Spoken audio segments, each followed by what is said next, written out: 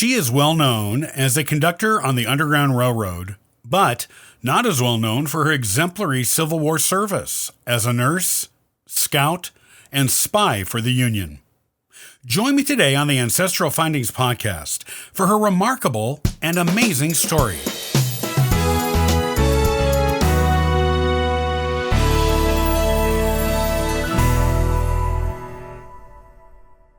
While Harriet Tubman is well known for her work freeing enslaved people via the Underground Railroad, far less is known of her admirable work as an armed scout, nurse, and spy for the Union during the Civil War. She received a military pension for this work and was buried with semi-military honors when she died in 1913. This is her incredible story. Born approximately 1820 in Maryland, because no records were kept, she was unsure of her birth date, and it is listed in different places as anywhere between 1815 and 1825. Harriet was enslaved at birth, as both of her parents were slaves owned by white families who had been joined by marriage. At birth, her parents called her Araminta, and her nickname was Minty. She changed her first name to Harriet after her mother, shortly after her marriage to John Tubman.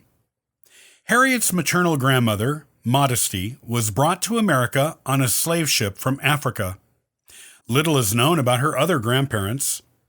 Her parents were Ben Ross and Harriet Green Ross, and she had 4 brothers and 4 sisters.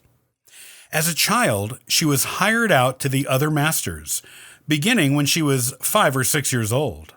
These hired masters and mistresses often beat her for trivial offenses, such as letting a baby wake up and cry when she was supposed to be watching it sleep. Once, she recalled, she was beaten 5 times before breakfast and bore scars from the beatings for her whole life. As a child, she also suffered a head injury when a plantation overseer threw a 2-pound weight at a slave who was off the plantation without permission, and it hit her in the head instead. She believed her hair, which had never been brushed and stuck out stiff like a helmet, saved her life. She was unconscious for 2 days before being sent back into the field to work. But because she was still bleeding and unsteady from the injury, the master she was hired out to at the time sent her back to her home plantation. Her master tried unsuccessfully to sell her for years afterward. After the head injury, Harriet suffered periodic seizures, narcoleptic-like episodes of sleep, and visions she said were brought to her by God. She claimed she was a devoted Christian. Her 3 older sisters were sold away from the family, and she never found them again. When a sale was being arranged for her youngest brother, her mother hid him for a month, then threatened both the master of the house and the man who wanted to buy the boy with bodily harm if they came near him. The first potential buyer backed off the sale, and Harriet saw for the first time the good things resistance could bring. Around 1840, Harriet's father was granted his freedom as part of his previous owner's will, but continued to work for the family who had enslaved him, probably to be with his wife and children.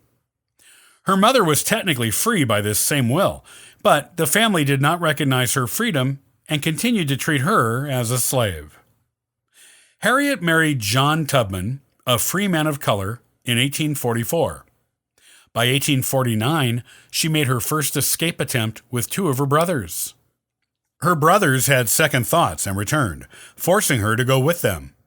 She escaped again the same year on her own and reached freedom in Pennsylvania.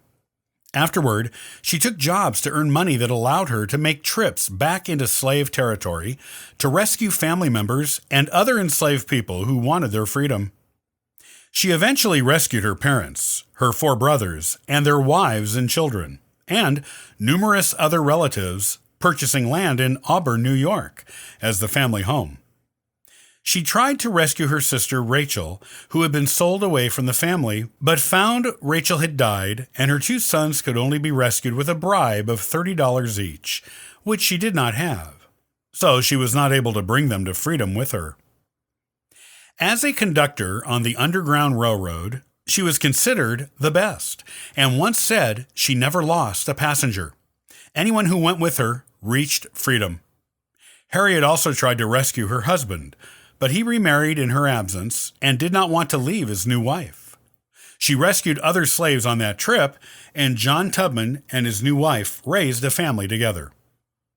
When the Civil War broke out, she went down to South Carolina and became a fixture in the Union camps, helping rescue slaves from plantations, and acting as a nurse to men with dysentery and smallpox, never contracting it herself, leading credence to the rumors that she was blessed by God. Initially, she received government rations for this work, but newly freed slaves resented it. So, she gave up the rations and made her own money by selling pies and root beer she made in the evenings. After the Emancipation Proclamation, Harriet became a scout, helping military leaders map unfamiliar areas in the South and get lists and locations of slaves who needed freeing.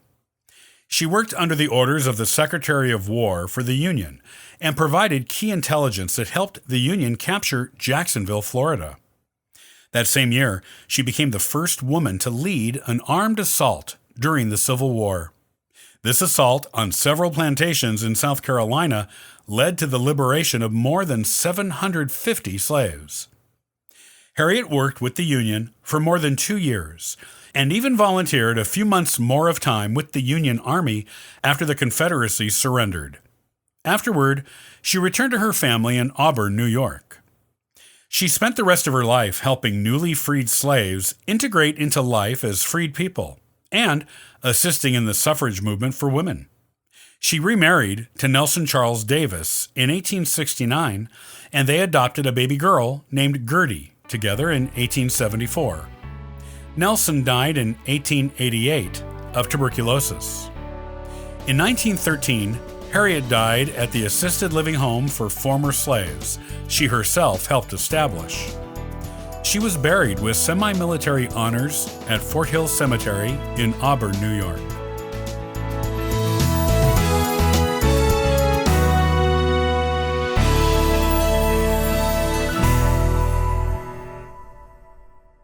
Prickett's Fort State Park is a wonderful historical resource to the state of West Virginia. It not only shows how life was like for English settlers on the West Virginian frontier in the 1700s, it also provides wonderful and ample opportunities for fun-filled outdoor family recreation and even cultural entertainment. Join me in the next episode, and I'll give you what you need to know to enjoy your visit to this beautiful and important historical park. Thanks for joining me today. I'll see you next time on the Ancestral Findings Podcast. And for further info, you can visit us at ancestralfindings.com.